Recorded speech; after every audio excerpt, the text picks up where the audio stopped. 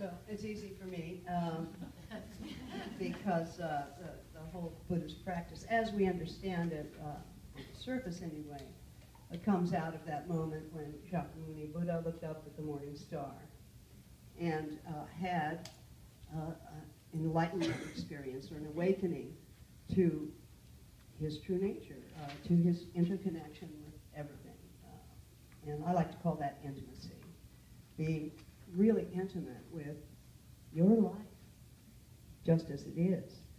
And so, of course, in Buddhism, many different traditions have developed, proliferated, and we do have a strong intellectual strain in the Tibetan tradition, as David mentioned, strong devotional strains, and also a history where monasticism was where one was contemplative, and the rest of the time the lay people gave money to support the monastics.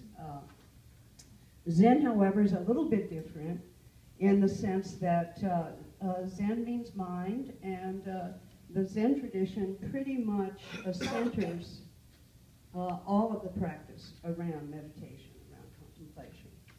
And as it's entered the West, it's become very lay. So it's for everybody. It's for a community. Let me tell you a little bit about myself.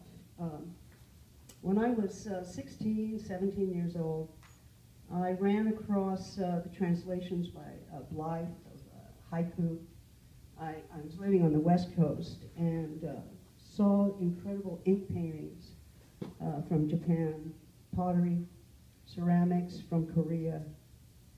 And I said to myself, what kind of mind makes this kind of art?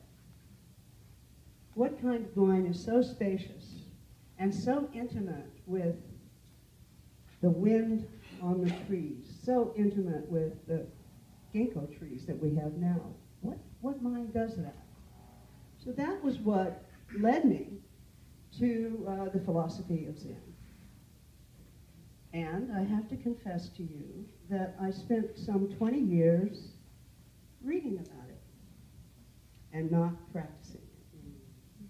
So I was what we call an armchair Zen person.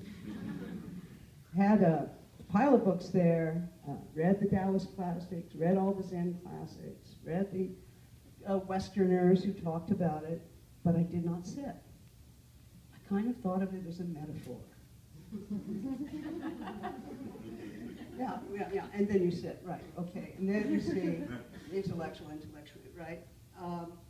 And as my life unfolded, I was like in my late 30s, and I went to a Tai Chi workshop at a Zen monastery. Mind you, I didn't go to practice meditation. I went to a Tai Chi because I was doing Tai Chi at the time. And they required that you sit. And it changed my life. I finally stopped talking about it. And I sat. And at the end of that one period, with tears, recognition that, oh, this is what it's about. And then the second period was awful. My knees ached, my hips ached, my nose itched. And in Zen, you know, we don't move too much because body and mind are one. So we try not to shift around. And you're in community, so you don't want to be shifting around and distracting the person next to you. And so I began my kind of journey into Zen. I like to do things fast and quick, so I immediately did a 2-month retreat.